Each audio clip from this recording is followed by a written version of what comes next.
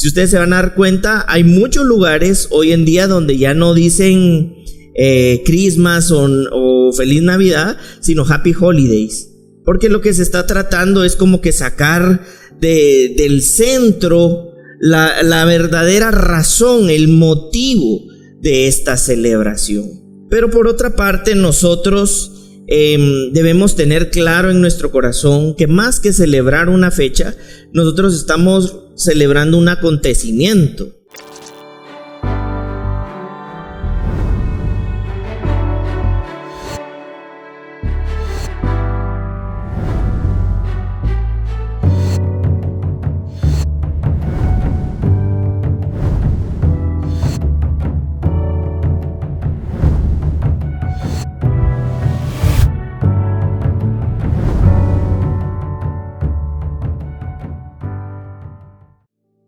Sino que podamos tener nosotros claridad de cuál es el motivo de la Navidad, ¿verdad? Porque en ocasiones pasamos por alto cuál es la razón. Cuando hablamos del motivo hacemos referencia a la razón del para qué estamos celebrando o qué estamos conmemorando. Pero también esto, para poder entender cuál es el motivo de la Navidad, también tenemos que tener muy claro qué cosa no es la Navidad. ¿Y por qué les digo esto? Porque lamentablemente a lo largo del tiempo ha existido una confusión ahí dentro de la misma familia de los cristianos y de los creyentes, que lamentablemente han tratado de alguna forma como de desvalorar lo que la Navidad en realidad es, y toman una serie de premisas que en realidad nada tienen que ver con la Navidad. Incluso en los países de primer mundo es considerada la Navidad una celebración de los creyentes, imagínense ustedes. Y por otra parte, en países como Guatemala, en algunos sectores se cree que la Navidad es del diablo. Imagínense, cuando en otros países consideran y creen y dicen, bueno, esa es la celebración de los creyentes, y aquí de una vez los creyentes la tiran al diablo, ¿verdad? Entonces es importante que tengamos claro cuál es el motivo de la Navidad. Primero, yo quisiera mencionar algunas de esas cosas que se escuchan allá afuera y que a veces nosotros podemos llegar a entrar en duda si en realidad es así. Y no voy a explicarlas ni desglosarlas tanto, sino por el contrario, lo único que quiero es hacer como una mención para que tengamos claridad de que en realidad nosotros tenemos claridad en el motivo de la celebración. Primero, muchas veces se dice que es la fiesta romana de Saturnalia, ¿verdad?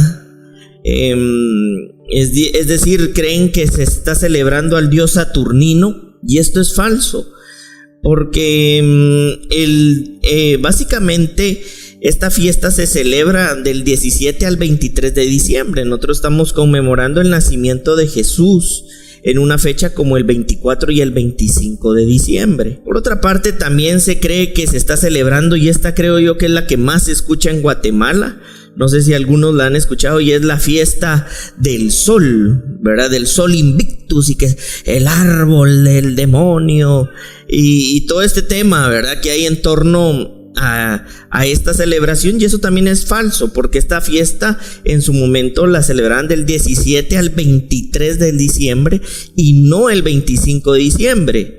Incluso antes de que esta fiesta pudiera ser conocida ahí por los años 274, ya existía en el 204 una declaración que hizo Hipólito aproximadamente ahí por el año 204.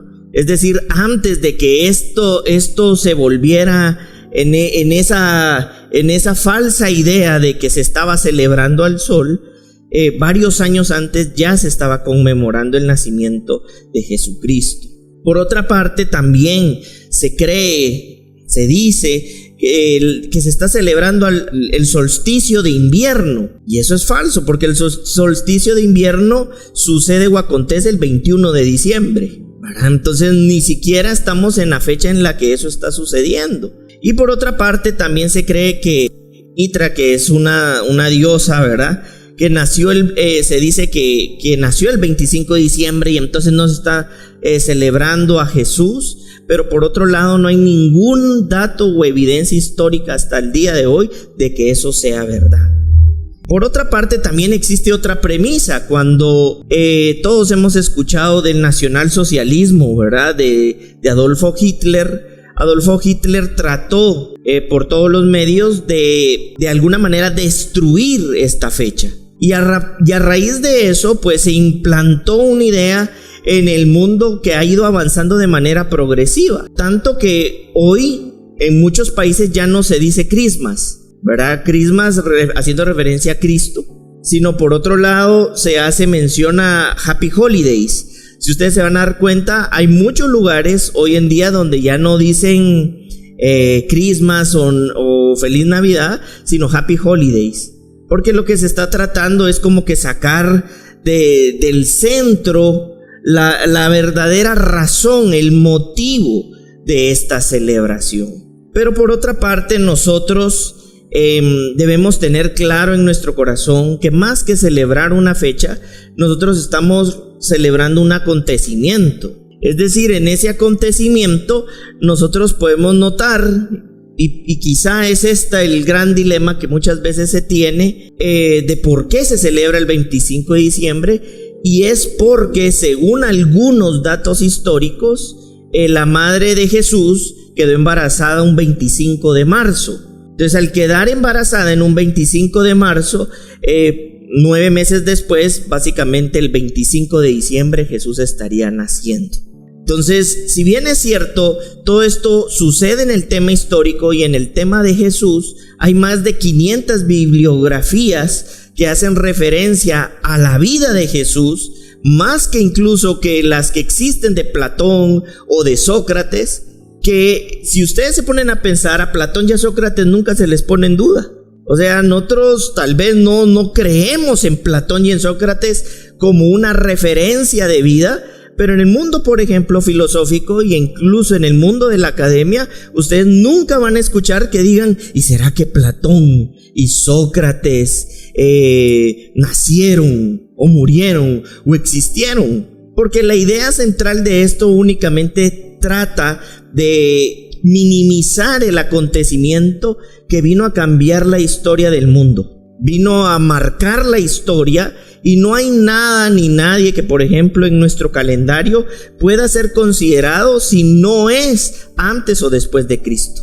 Entonces nosotros en nuestro corazón debemos tener la plena convicción de que esta celebración que nos reúne, que nosotros conmemoramos, tiene que ver con que existió un principio trascendental para la iglesia, donde la vida eterna tuvo un efecto en el plano terrenal. Y es ahí donde nosotros como iglesia debemos abrazar esta realidad para que nosotros podamos tener como iglesia del Señor claridad en nuestros corazones que esta celebración verdaderamente conmemora a Jesucristo. Porque existe tanta bombardeo y tantas cosas que de pronto en algunos casos se duda.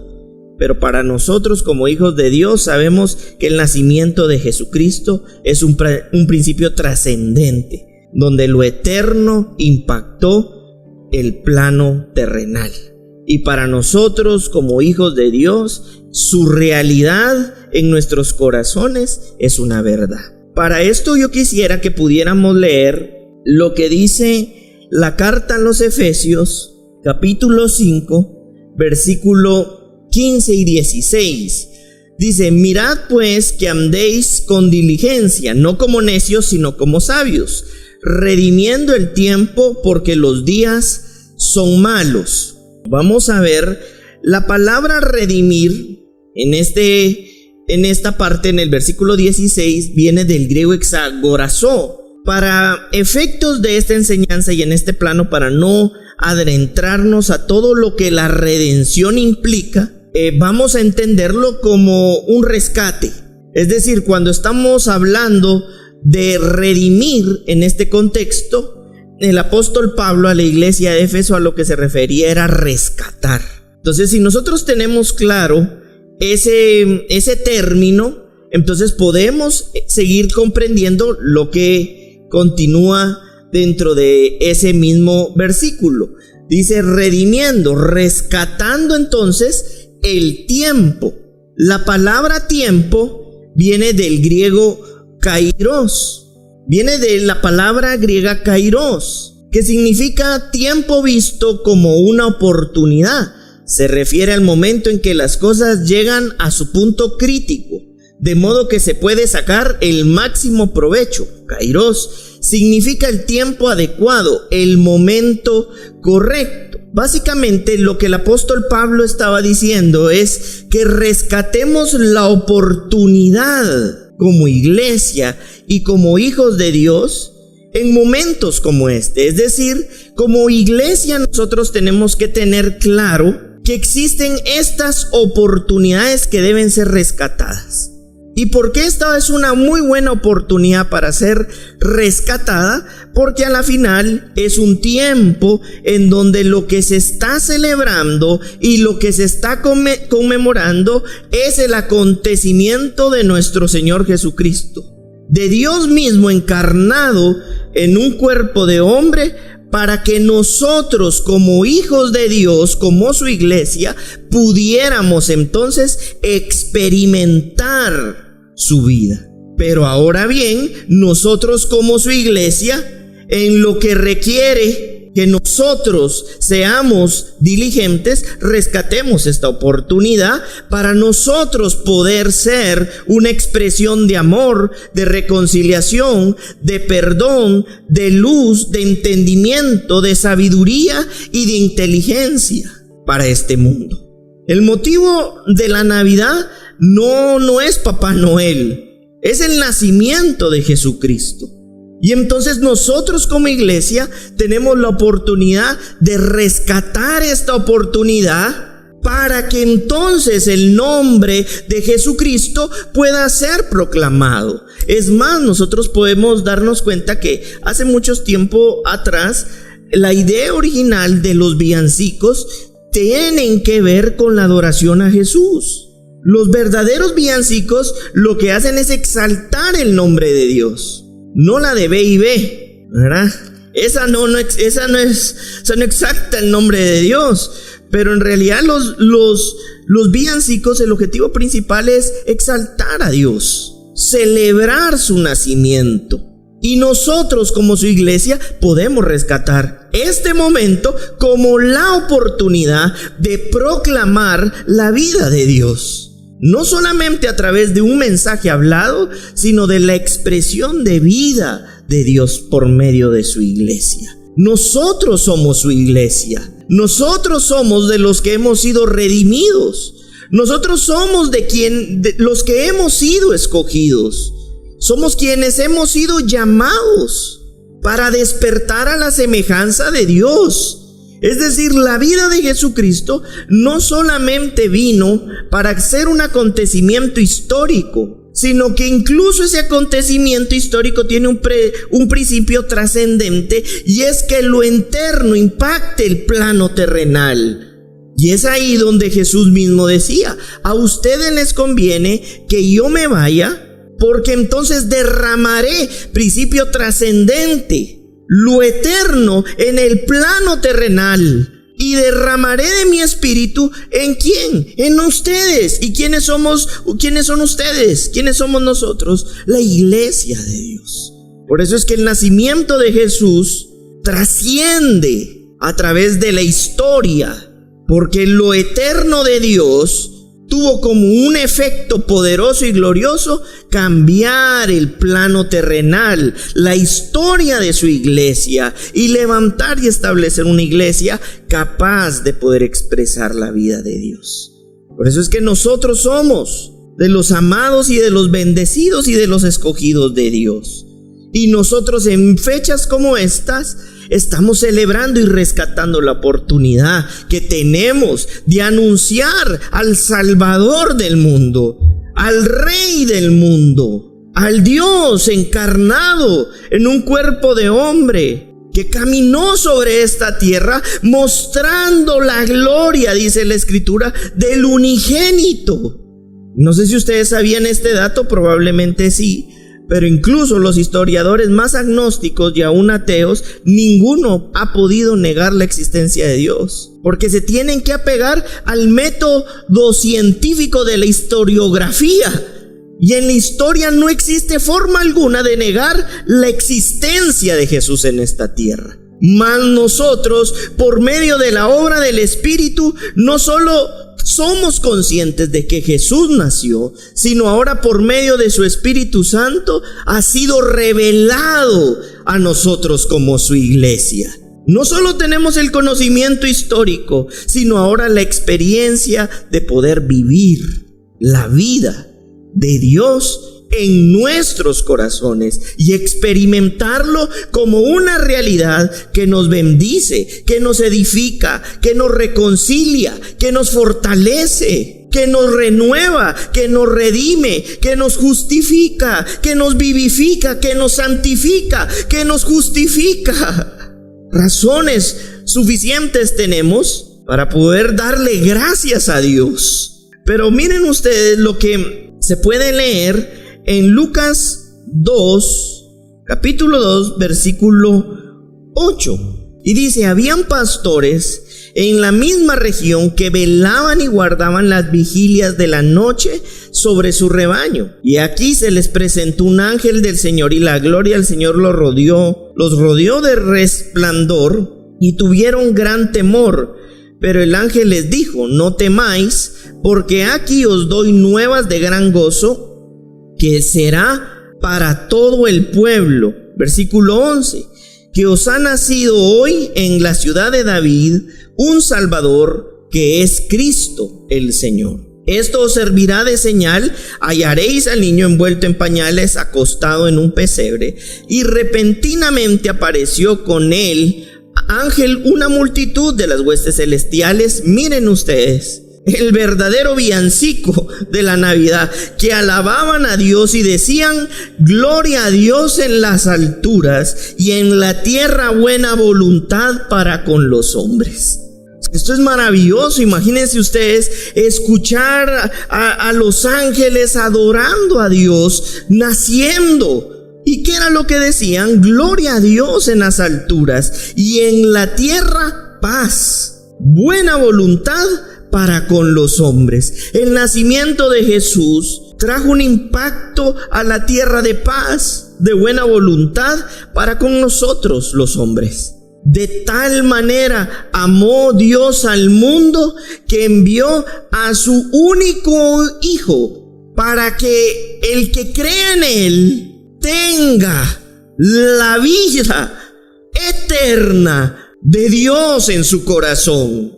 Por eso es que como iglesia nosotros somos bendecidos y celebramos y conmemoramos el nacimiento de Jesús con todo entendimiento. Y esta vida de Dios derramada en nuestras vidas se convierte entonces en la alabanza de su pueblo, de su familia, para con el Señor. Por eso recibir a Dios en nuestro corazón, el Espíritu Santo derramado en nuestras vidas, y crecer en esta vida piadosa de Dios, es la forma en la que nosotros podemos adorar a Dios. Por supuesto, también a través de nuestras voces, también de nuestros talentos, pero hay una alabanza en todo tiempo y en todo lugar. ¿Y cómo se hace visible esa alabanza, esa adoración en todo tiempo, lugar a Dios? Por medio de su iglesia, que somos nosotros sus hijos. Gloria a Dios en las alturas, y en la tierra paz, buena voluntad para con los hombres.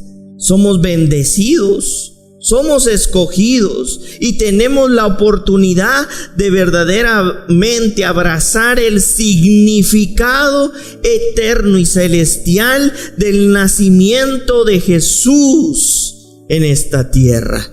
Abrazar esta realidad y esta propuesta del cielo, que nos invita a cada uno de nosotros a que no solamente tengamos presente su nacimiento en la tierra, sino que podamos experimentar el nacimiento de una nueva vida en nuestros corazones. que cambia nuestra realidad de manera permanente y eterna. Miren lo que dice el Evangelio de Lucas en el versículo 1. Eso fue lo que leímos. Aconteció en aquellos días que se promulgó un edicto de parte de Augusto César, que todo el mundo fuese empadronado.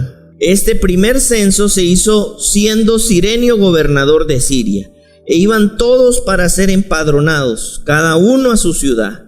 Y José subió de Galilea. José era parte del linaje de David, de la ciudad de Nazaret a Judea, a la ciudad de David que se llamaba Belén, por cuanto era de la casa y de la familia de David, para ser empadronado con María su mujer, desposada con él, la cual estaba encinta. Y aconteció que estando ellos ahí se cumplieron los días de su alumbramiento, y dio a luz a su hijo primogénito, y lo envolvió en pañales y lo acostó en un pesebre, porque no había lugar para ellos en el mesón. Y entonces dice en el versículo 8: habían pastores en la misma región que velaban y guardaban las vigilias de la noche sobre su rebaño.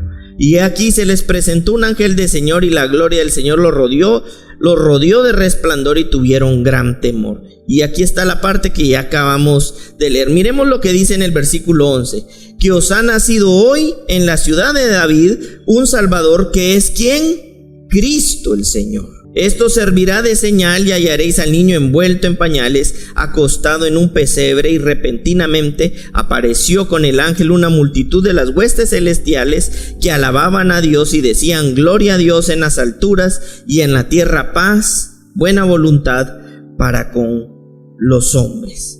Bueno, aquí suceden varios acontecimientos proféticos. Dice la Escritura que María iba guardando todas estas cosas en su corazón. Parte de los acontecimientos proféticos es que Belén era conocida como la ciudad de la región que daba a luz los mejores corderos. Es decir, no era casualidad que Jesús estuviera naciendo en Belén.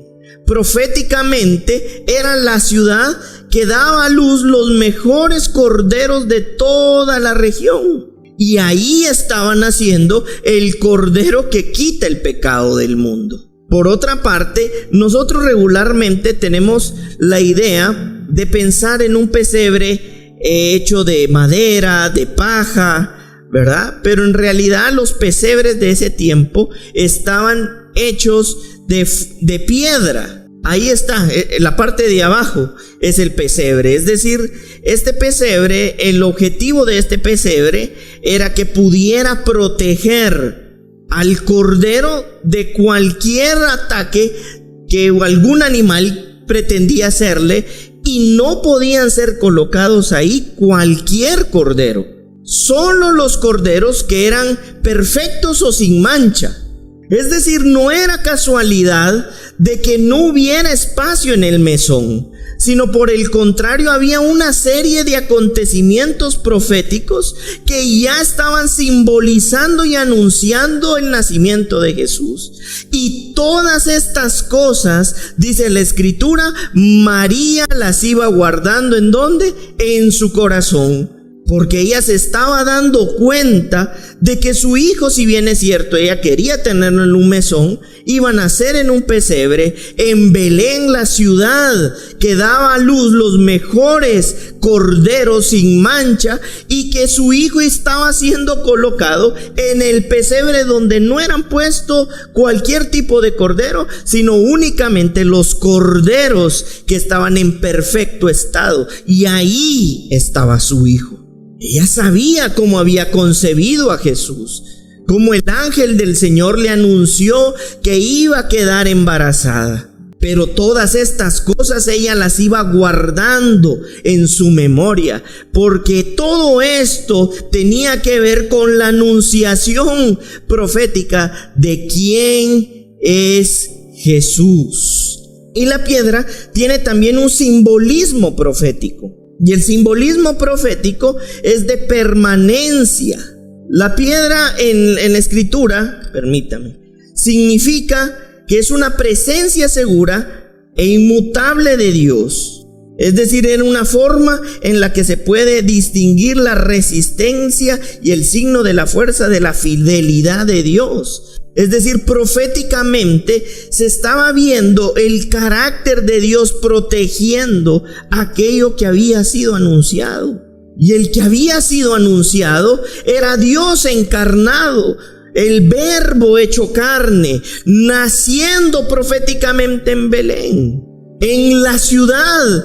Imagínense, iban caminando con José, el linaje de David. Recuérdense que hay un pacto que Dios hace con David, donde le hace saber que a través de él iba a nacer un reino que iba a permanecer para siempre. Entonces todos estos acontecimientos no eran casualidad. María miraba a José del linaje de David.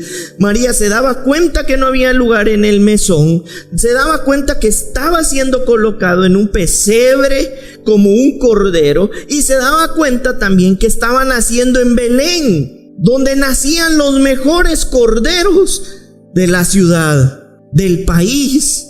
Es como para nosotros, cuando, por ejemplo, sabemos de algún lugar, San Pedro o San Juan Zacatepeques, de los muebles, entendemos que ese lugar es un lugar que se especializa en eso. Para nosotros eso es normal reconocerlo. Para María estas cosas también, y por eso las guardaba en su corazón. Es decir, el nacimiento de Jesús en el pesebre no era una casualidad, era parte del propósito eterno de Dios, anunciando ese principio trascendente de lo eterno, teniendo un impacto en el plano terrenal. Y ahí estaba naciendo el Rey del mundo, el Señor del mundo. Estaba siendo anunciado, dice la Escritura, que Cristo había nacido para esta tierra. De ahí que nosotros hoy podemos experimentar y disfrutar de su vida, porque es solamente por medio de su vida que entonces se tuvo acceso a su muerte, y solo por medio de su muerte se tuvo nuevamente acceso a su vida. ¿Quiénes dan gloria a Dios por esto maravilloso que el Señor ha hecho y mostró y ha mostrado para con nosotros a través de su Hijo?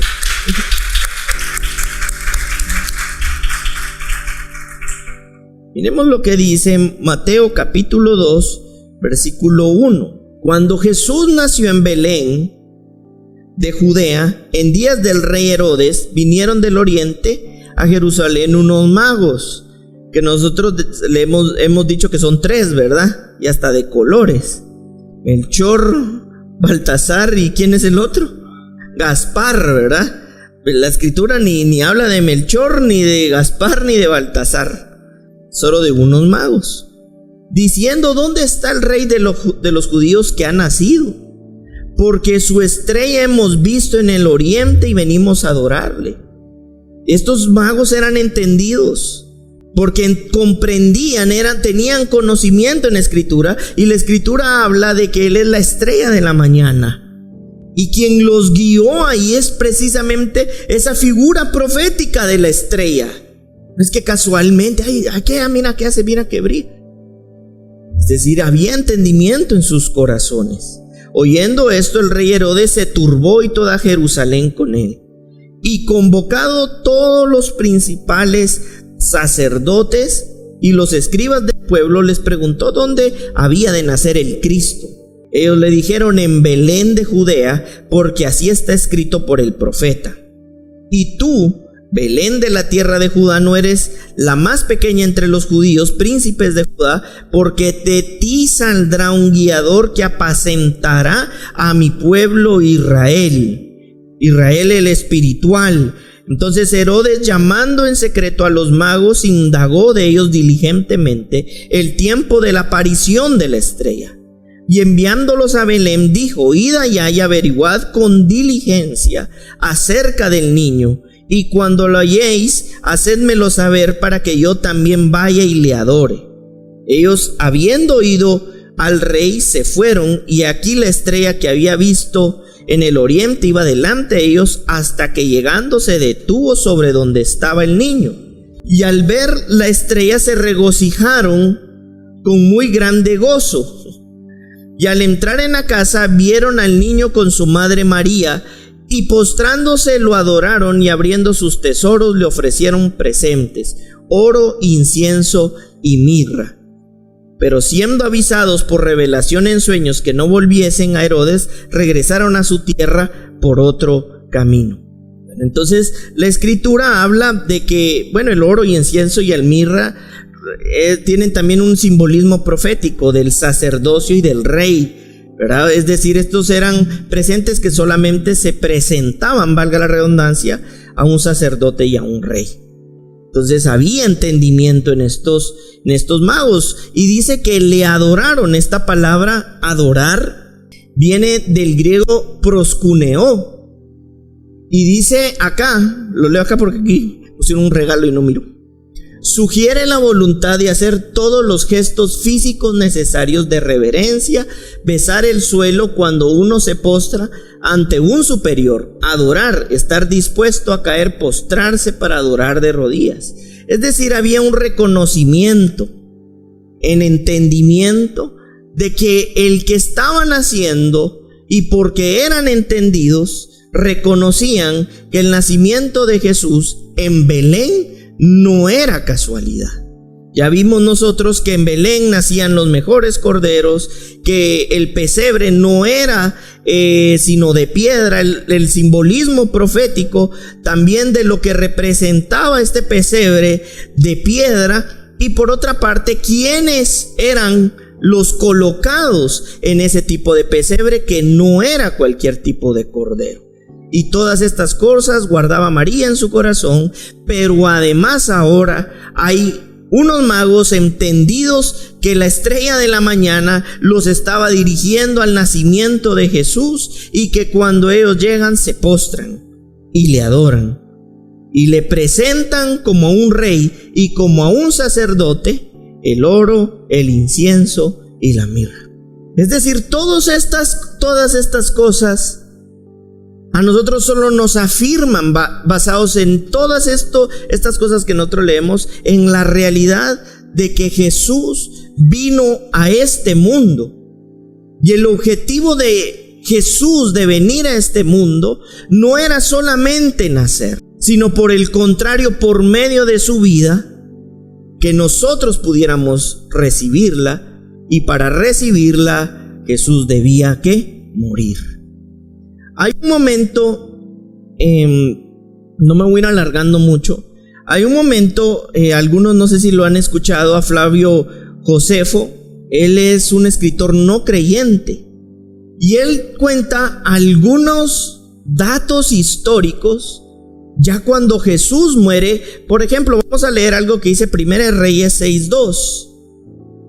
Dice aquí: la casa que el rey Salomón edificó a Dios tenía 60 codos de largo y 20 de ancho y 30 codos de alto. Esto es el templo de Salomón, ¿verdad? En este templo de Salomón nosotros vamos a traducir algunos datos para que lo podamos entender, porque si nosotros leemos codos tal vez no lo podemos como asociar. Pero dice aquí que la casa del rey Salomón edificó a Dios tenía 60 codos de largo y 20 de ancho y 30 de alto. Esto traducido era básicamente 18 metros de altura. Habían cortinas en la casa de Salomón, y estas cortinas tenían un aproximado, y estos son datos de Flavio Josefo, un historiador no creyente, que las cortinas tenían 18 metros de altura, tenían más de 10 centímetros de espesor, y que no eran posible que estas cortinas pudieran ser movidas y mucho menos rasgadas, incluso poniendo caballos en los extremos. ¿Y qué es lo que sucede cuando Jesús muere? Se rasga el velo del templo de Salomón, y eso solamente podía ser rasgado, y esos son datos históricos de historiadores no creyentes que revelan cómo solamente algo venido de Dios podía provocar ese impacto, que que ni siquiera caballos tenían la capacidad de generar o producir. Es decir, no solamente tenemos para nosotros como su iglesia el saber y el conocer que Jesús nació. ¿Cómo nació?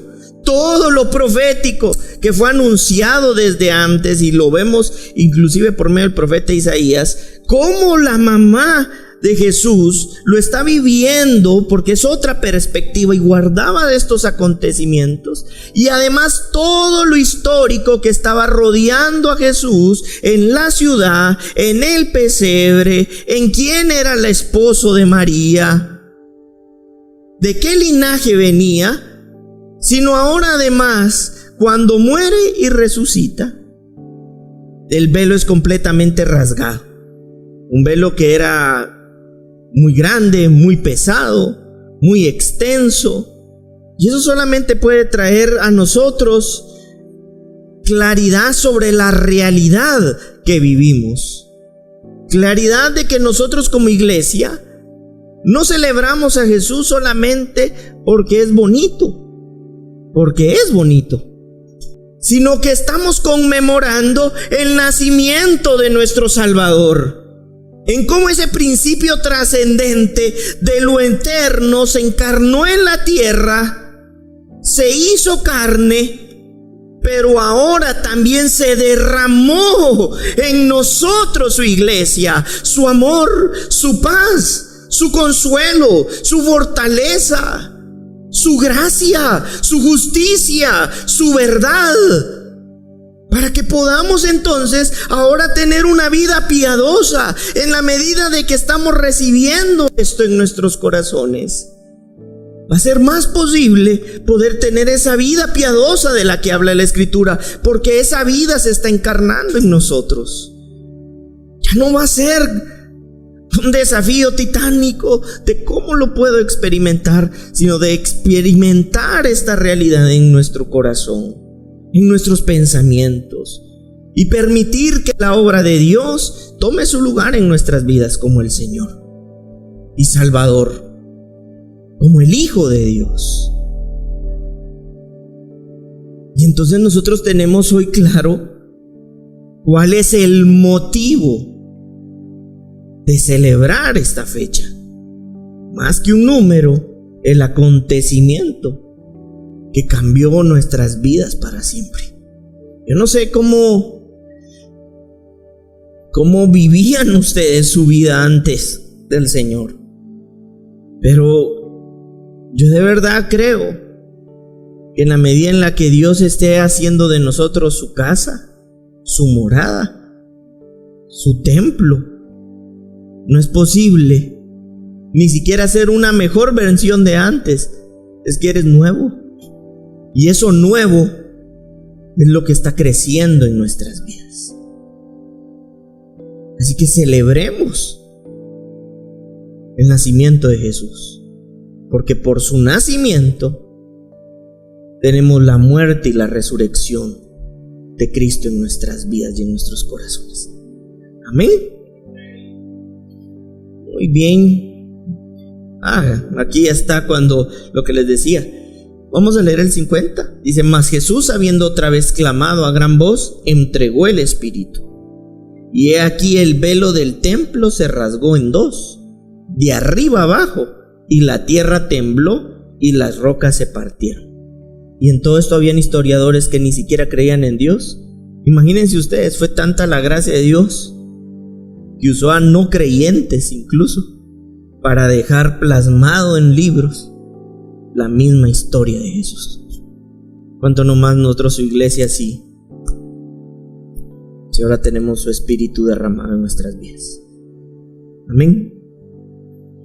Muy bien, vamos a finalizar dándole gracias al Señor por este tiempo maravilloso